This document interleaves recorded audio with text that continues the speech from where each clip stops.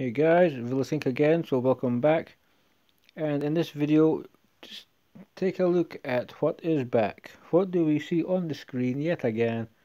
It was here last week. That last week drained the resources and the books and dupe champions. No, maybe this was their dupe system for the points. It's effectively clan versus clan. It is back. Yeah, again, it was just here last week. And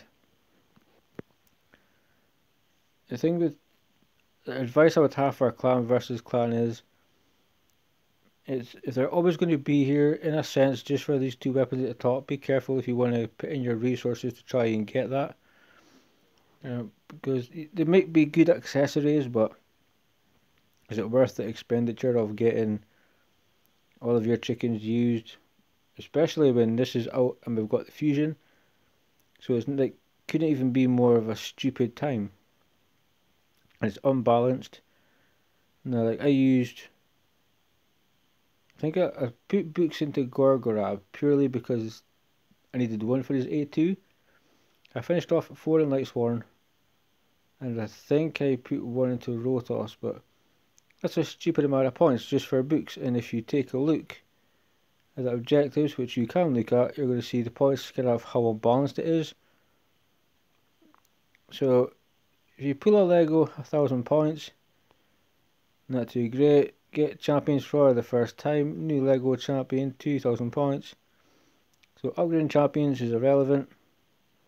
Upgrade champion ranks, kind of irrelevant to a certain degree as well.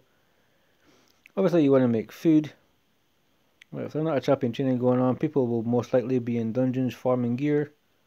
Ascending champions is just, I mean, it's so-so. The points are still not great for the amount of work that it takes to get those champions ready to ascend. But look, we have 3,000 points to upgrade champion skills. So there's in a sense, as it's been mentioned, that there's accounts that have been sitting for a long time. Wales, maybe haven't played for a little while. Those accounts are going to sit there with thousands of rare books, hundreds of epic books, and hundreds of legendary books. So in a sense, it could be easily won by everyone in the clan. Use 10 Lego books, job done, several million points or whatever it is, I don't know. But it seems like an easy way to win, because I doubt a lot of people are getting that 10,000 points more than once. Camping stages, potion keeps, kind of crap. You get times 2 points, 40. No, I would rather just crunch a couple of rares. Minotaurs, it's not worth it. Dragon, good for the gear, but you're very unlikely to get the piece that you're looking for. We have an Ice Golem tournament, so they've put that to a little bit higher, but still nobody really farms Ice Golem. Fire Knight is end game. Everybody kind of like Spider, but the points are just so unbalanced, and getting a Transcendent chest I think should be a lot more points, because essentially that's Ultra Nightmare Clan Boss top chest. Over 71 million damage, and they'll give you 1,000 points. You can work your butt off for that. I'm going to use one epic book, and I'm going to get 1,000 points for that. Also, you could do that, use glyphs, 6-star glyphs. We could forge stuff in the gear, the forge, sorry. And we can use gems, which essentially is how much money will we get out of these people to use gems. Now, when we look at all this, you just have to remember that potentially everybody in your clan doing your dailies can win this thing. We never know what the other clan is doing, if they're whales, if they're not, if they're pushing, if they're not. So just a word of advice that you don't want to go all in for a clan versus clan, because it might be detrimental to your account. Just with the amount of resources, time, silver, chickens, gems, potentially books, you might find you've got 5 of the same rare champion. You know, then you kind of use them up. So for anybody going into clan versus clan, it's kind of end game. Yes, it's there for everybody, but it's end game, and everybody knows it based on the fact that most of the points gained have been through books. skill ups. Fact. Most points in this, people have been, fair enough, they'll do faction crypts, they'll do spider, they'll do whatever they've got to do, but those people are using books. We've kind of done the same, but we might see if we can get up the scores, because some people in my clan are not necessarily trying, and if we go down, we've got what, 10?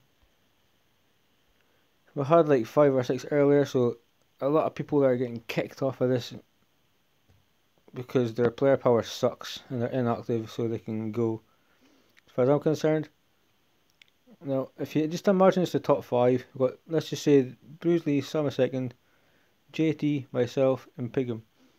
The 5 of us at one point were beating this whole clan, and as you can tell, they're very close to us. They have inactive players, but they're just probably doing their dailies with those low points. They may be free to play, they may be low spender, so guys, there's no sense in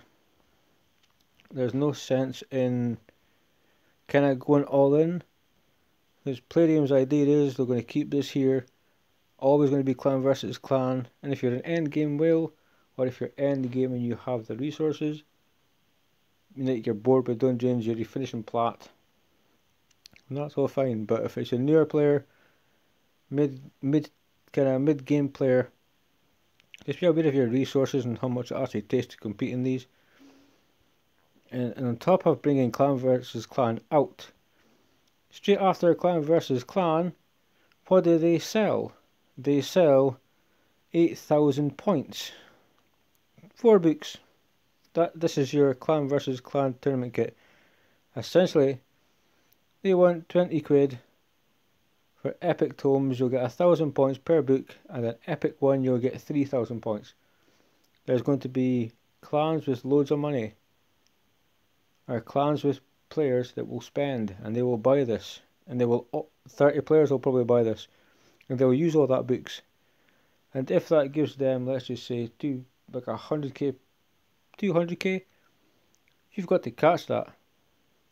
What are you going to do? You're going to do a clan boss run, you're going to go do some potions.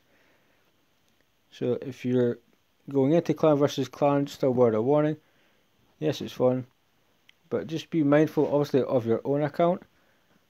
Don't necessarily go full hard in. It is always going to be there. If you're still trying to progress, then clan versus clan is just something that you're not going to really, you shouldn't be worrying about. Like, participate and potentially get some of the rewards. They're not usually that great, depends on your tier, but just be mindful of the resources and the time you're going to have to put in potentially to win 1 to 3 artifacts.